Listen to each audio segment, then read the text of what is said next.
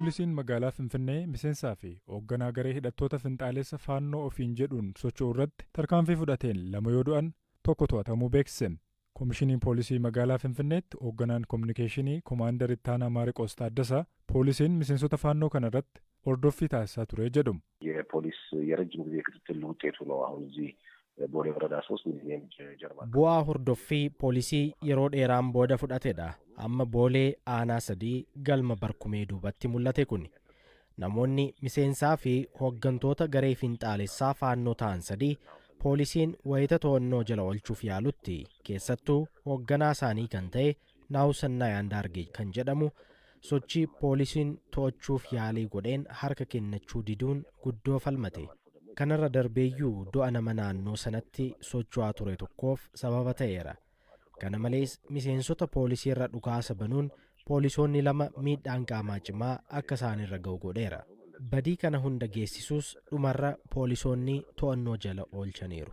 Inni biraa Abeenezar Gaashaw jedhamus haaluma wal fakkaatuun akka harka kennatuuf irra deddeebiin waamichi dhiyaateeraaf harka kennachuuf garuu fedha hin qabaatiin hafe. Innis haala wal fakkaatuun dhukaasa baneen tarkaanfiin irratti fudhatameera. Lamaan kunneen lubbuun isaanii darbeera. Kan jalqabaa Naawusannaa Yaandaargee hospitaala erga galeetii lubbuun isaa kan darbe. Inni kaan Abeenezar garuu iddooma sanatti lubbuun isaa darbe. Inni sadaffaan garuu otoo hin miidhamiin to'annoo jala ooleera. Adeemsa kana keessa konkolaattonni miidhaan irra ga'ee jiru. Naannichis jeeqamee ture. Jara kanarratti hordoffiin durarraa qabee taasifamaa tureera. Taateen ammaa kun hordoffii taasifameen jara kana to'annoo jala oolchuuf haala tureen kan mudatedha. Miseensonni poolisii 2 Saajin Araarsaa Tashooma fi Koonistaabil Maatiyaas Phexros jedhaman yeroo kanatti rasaasaan dhaamuun miidhaan cimaa irra ga'ee hospitaalatti yaalirra jiru.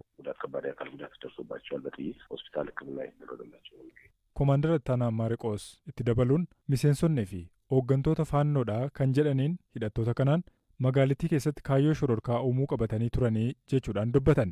ዞሮ ዞሮ እነዚህ ያው መሀል ከተማ ላይ ህብረተሰቡ መሀል ያሉ የጽንፈኛው ፋኖ ቡድን አባላት ናቸው። Walumaa galatti isaan kun magaalaa jidduu hawaasa keessa kan jiran miseensotaa fi hooggansa garee finxaalessaa faannooti. Ammallee iddoowwan garagaraatti sosochii taasisuu danda'u jedhamee tilmaamama. Kanaaf hawaasnis naannoo isaa hubatee ilaaluu qaba. Poolisii gama odeeffannoo fi kaaniin tumsuu qaba. Jarri kun odoo to'annoo jala ooluu baatanii magaalichatti wanti uumamuu danda'u maal akka ta'e ifadha. Badiitu qaqqaba. Namoota nagaa irrattis miidhaan qaqqaba ture. Ammallee adeemsa kana keessa namni dhimmicha wajjin hariiroo tokkollee hin qabne tokko lubbuun isaa darbeera. Konkolaataasaa humnaan akka isaan fe'u wayita dirqamsiisanitti lakkii ani kanan godhu waan jedheefi kan wareegame. Miseensotaa fi hooggansi garee finxaalessaa faannoo waan magaalattii keessatti raawwachuu fedhan ifatti miidiyaalee garagaraa irratti dubbatu. Magaalattii shororkeessuu, jiddugala shororkaa gochuu, xiyyeeffannoo mootummaa argachuu, humnaan aangoo qabachuu fi kaanis miidiyaalee isaanii irratti ibsamaa tureera. Kana raawwachuuf ture kan socho'aa turan. ይሄን ለማድረግ ነበር እንቅስቃሴ ሲያደርጉ የነበሩት።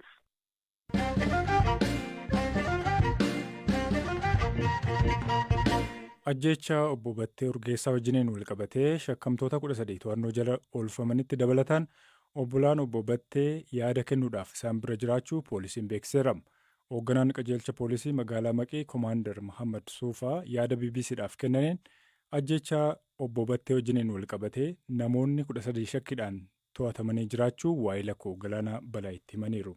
Dhugaa jiru qaamni sadarkaa jiru qaamolee nagaatiin nageenyaa dhimmicha qabatanii qulqulleessuudhaaf yaalaa jiranii qulqulleessaa jiranillee kana keessatti immoo hirmaannaan hawaasaallee barbaachisummaa qaba. Yeroo hawaasni ittiin nu deeggaree dhimma kana qulqulleessinee akka dhiyeessinu waan hojjechaa jirra. Eenyummaa namoota shakkamanii kana wanti adda baastanii nutti himuu dandeessan jira? Adeemsa qorannoo keessatti akkasitti ibsamu dhimmichi shakkiidhaaf namni kun ta'udha. Eenyummaa akkasitti addaan baaneen ibsamu adeemsa qorannaa keessatti. Maaliif nageenyummaa namoota saniif illee barbaachisu waan ta'eef. Sirni awwaalchaa obbo Battee erga gaggeeffame booddee obboleessi obbo Battee tokkoo fi obboleettiin isaa to'annoo jala oolfamuu dhageenye.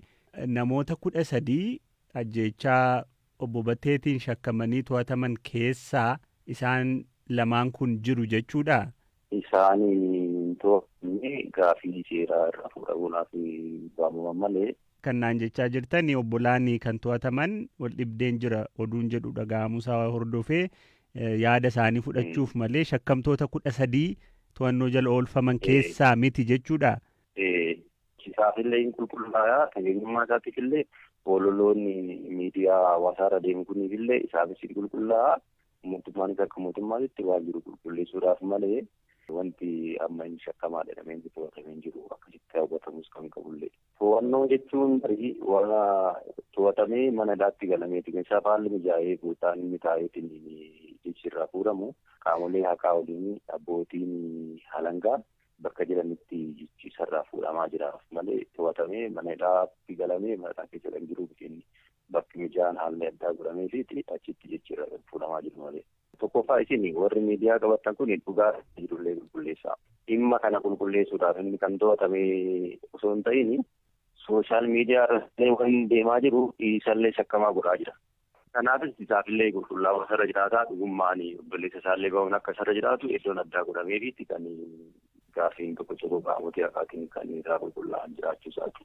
Shakkamtoota ka biroo dabalataan to'achuun itti fufeera moo warruma to'annoo jala jiran irratti qorannoon gaggeeffamaa? Qorannoon karaa bal'aa ta'een gaggeeffamaadha. Kana olis to'atamuu danda'ama. Kana irratti illee dhimmoonni ragaa qabatamaa ta'e yoo jiraate yeroo dhaabbachuu danda'a. Kana olillee deemamee to'atamuu ni danda'ama. Daangeffamu wantoonni keessatti shakkaman jiraachuu danda'an. Adeemsa keessatti wanni qulqullaa'a. Karaa kamiyyuu ta'ee karaa kamiin mootummaan qulqulleessuudhaaf waan itti deemaa jiru jira. Obbolaan obbo Battee yeroo gabaabaa keessatti yaadni isaanii irraa fuudhamee deebi'uu danda'u jechuudha. Obboleettiin obbo Battee Urgeessaa Simboon Kamisa gadhiifamuu fi obboleessi isaanii Miiloon garuu to'annoo jala jiraachuu hanga ganama kanaatti odeeffannee jirra.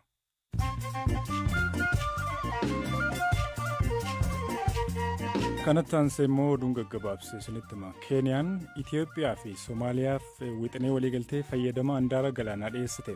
Muddama Itoophiyaa fi Somaaliyaa gidduu jiru tasgabbeessuudhaaf Keeniyaan yaada waliigaltee fayyadama handaara galaanaa dhiyeessuu qondaalli olaanaan biyyattii kamisa Rooyitersitti himan. Itoophiyaan ulaa galaanaa fayyadamuudhaaf Somaaliilaand wajjiniin waliigaluun Somaaliyaa wajjiniin muddama keessa galcheera. Dursaan waraana Sudaan Jeneraal Abdul Fattah al-Burhaan aangoo bulchiinsaa keenya paartii biyya keessaas ta'e kan biyya alaa kamiifuu hin kenninu jedhan. Jeneraal al-Burhaan kadhata ayyaana Idaal Faxir sababeeffachuudhaan masjiida bulchiinsa jiddugala Gadreefitti kana dubbatanin. Dursaan waraanaa kun hanga walitti bu'iinsi eebila 2023 eegalee dhaabbatutti bulchiinsa dimokiraatawaa deebisuudhaaf mariin kamuu akka hin taasifamnes akeekkachiisaniiru. Iraan Israa'el aleeluudhaaf jirti sodaan jedhu dabalaa wayita jiru kanatti ministeerri muummee Israa'el Benjamin Netanyahuun aangawoota olaanoo biyya isaanii wajjiniin walitti qabanii akka turan miidiyaaleen biyya keessaa gabaasan. Aleellaan waan hin oolle fakkaatu kanaafis of qopheessuudhaaf jecha ministeerri muummee Israa'el Benjamin Netanyahuun ammoo aangawoota olaanoo biyya isaanii haasofsiisaniiru jedhameera.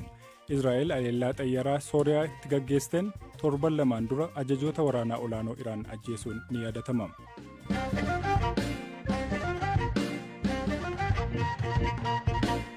Ajajaan waliigalaa humna waraanaa Itoophiyaa Jeneraal Biraanuu Juulaa waraanni bilisummaa Oromoo kan isaan ABO shanee jedhaniin humni isaanii diigamuun sadarkaa waraana keenya dura dhaabbachuu hin dandeenyerra gahaniiru jedhan. Miseensota garichaa 3,500 ta'anis to'achuu miidiyaa mootummaa biyyattii ibsitti himane. Marii Taanzaaniyaa booda humni ABO shanee naannoo Oromiyaa keessattuu gara lixa Oromiyaatti dugdi dha'ame.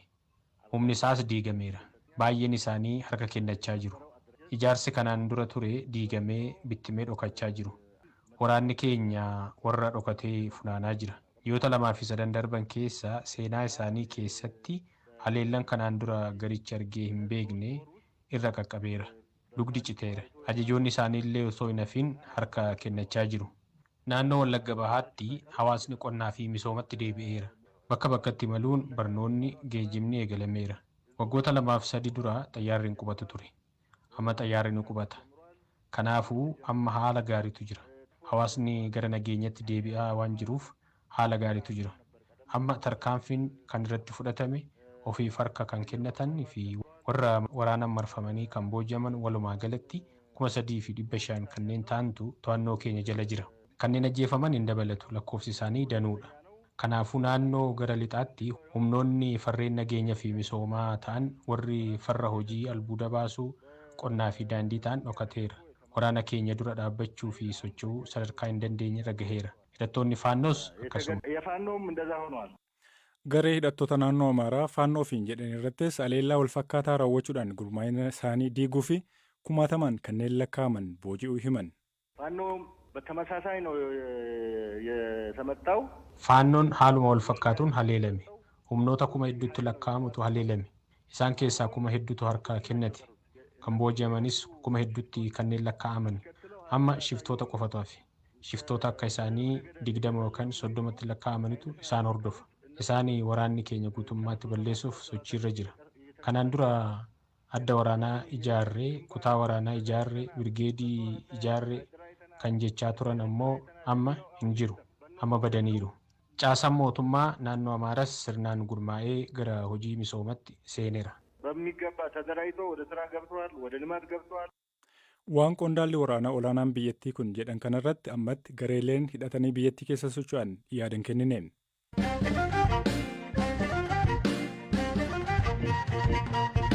Hundaa'ol Kabbadaa dargaggeessa ganna 20moota keessa jiru yoo ta'u, barnoota isaatti barataa qacalee akka ture hima. Bara 2015 Yuunivarsiitii Jimmaarraa muummee barnoota injiinariingiitiin eebbifame. Hundaa'ol yaalii hojii argachuudhaaf ji'ootaaf taasise. Erga jibbaateen booda tokko jedhee hojii listiroo yookiin immoo kophee qulqulleessuu eegale. Waayilli koo maatii olaanaa haala inni keessa jiru gaafateera. Kanan eebbifame bara 2015 muummee injiinariingii Yuunivarsiitii irraa dipaartimentii maatiiraa saayinsii injiinariingiidhaan Yuunivarsiitii irraa. Ijoollummaa keetirraa wanni ta'uu barbaaddu maal ture? Kaayyoo kee ganamaa meenatti himi. Ijoollummaa kiyyatti wanti yaadaa ture abbaan kee barsiisaa fiiziksii ture. Ani barnoota fiiziksiitiin nama cimaa nama waan gaarii tokko biyya kanaaf fiduu danda'u jedhee kan yaadaa ture. Kanumaafan barnoota injiinariingii seenee xiqqaatti ji'oota 6 oliif magaalaa Adaamaa tureera. Hojii barbaachaaf iddoo garaa garaatti CV galchaan ture. Maal dipaartimentiin kun maaliin dhaabbata?